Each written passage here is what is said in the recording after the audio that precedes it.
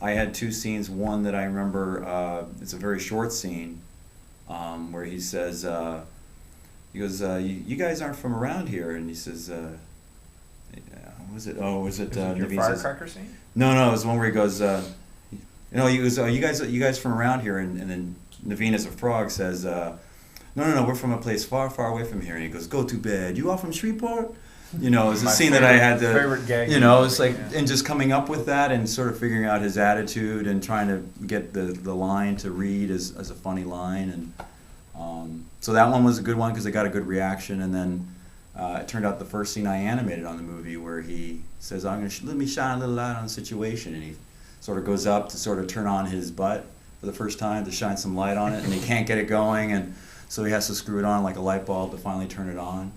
So, and that was the very first scene I animated in the movie. First scene I animated in 5 years was that scene. So when people laugh at that, you're like, oh, okay, good, it's like I'm on the right track. The one that came to my mind was this little sequence where they're the frogs, and she's told Naveen, you got to go mince the mushrooms, and he's like, yeah, what? She's mince the mushrooms.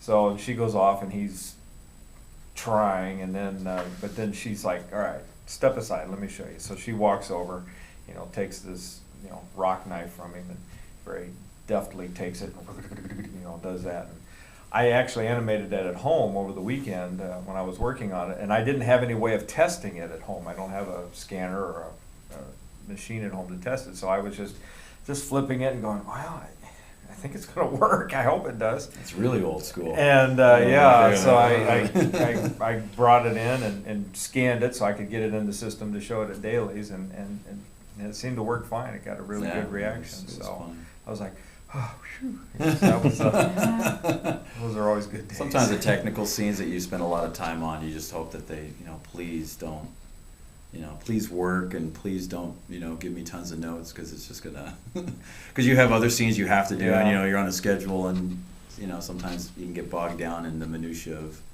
stuff. So you got the director saying, I want this fixed, and you got the production manager and their assistants going, we need that scene by Friday. We need that scene by Friday.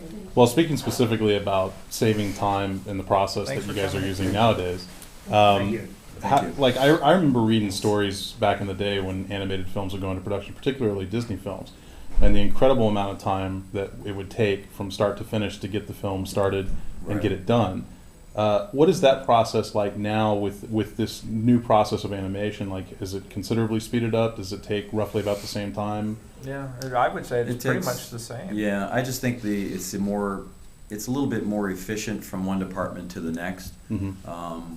You might save time in us not having to, like I was saying before, about having to move Ray around. I'm saving time there, or stuff gets scanned in quicker.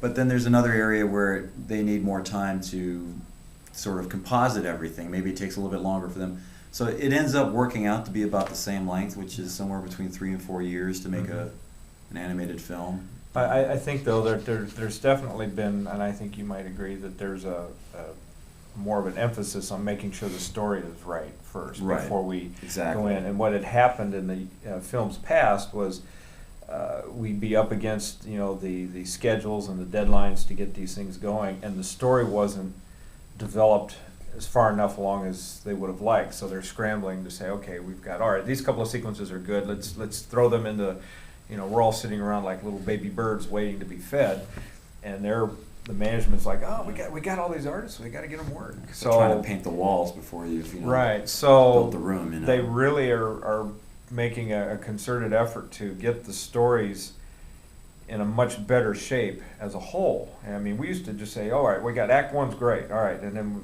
we'll work on Act 2 and 3 later, or 2's working and we'll figure out what 1 and 3 are. But they really are trying to get the whole story and get it up on reels many times to sit back, because that's really the best way to judge it. You sit in a theater and you sit back and you watch this movie in storyboard form, and we're able to see past the fact that it's just little still sketches. And you're going, this is working, this isn't working, and so they want to get the movie up several times, as many times as they can prior to that starting gun of production, to make sure that we've got, work when we need it, and a, fairly solid story, so. Yeah. But it's Were there still any- 3 or 4 years Yeah. total on time. Jim Cummings, who did Ray's voice, and he's done Winnie the Pooh, he does Tigger, he does, there's so many voices that he's done in animated films, from small characters to main characters. The great thing about Jim is that he can, the script, he's reading the script pages, but there might be a line in there where he'll say, Jim, can you just give us like 3 or 4 different versions, something different, we're just trying to think of something funny that maybe he could say here, and he goes, yeah, sure. Like for me, if I were doing it, I'd be like, okay, just give me about 10 minutes, let me think of something. But Jim's just like, yeah, sure, okay, you ready to go? Let's do it. So like there's a part in the song where the Zydeco song where he starts it, he goes, he tells Tiana and Naveen, his frogs, he's like, follow the bouncing butt. Things like, it's small things like that, or, a woman like a man with a big back porch. Something like that. I mean, it's something that he can sort of give them that maybe they wouldn't think of writing, And I can't remember what the line was before. It may have been, sometimes, a woman, like man like, or a woman likes a man with a big heart, or I don't know what it was, but he just says, wouldn't it be funny if he, I'm like, yeah, let's try that. Yeah. And then, and then it comes into my world, and it's, okay, well, I gotta have him, it just gives you more stuff to play with. Yeah. So Jim's pretty good about doing that, and again, I can't speak for the other characters, but I'm sure all of them had some form of. Yeah, I was thinking one of the fun things we did, and we don't often do this, generally the voices are recorded individually, and that's part of just a technical process to keep their, on a clean recording session. But ever so often, we've had the chance to bring in 2 or more Right. characters and have them record at once. So in the case of Tiana and Naveen, we had Bruno and Anika, and they're in 2 separate booths, but they'd be recording, and for them, it gives them a chance to act Play off off of each other. something and play off of each other. And I think there was, I think Naveen, for example, I think is, he says, you mean you'll hire me? You'll give me a job? This is when they're frogs, and she's like, well, and she goes, no, and he's like, oh, that was below the froggy belt, and I think that was a kind of an ad lib that he was in the moment, Yeah.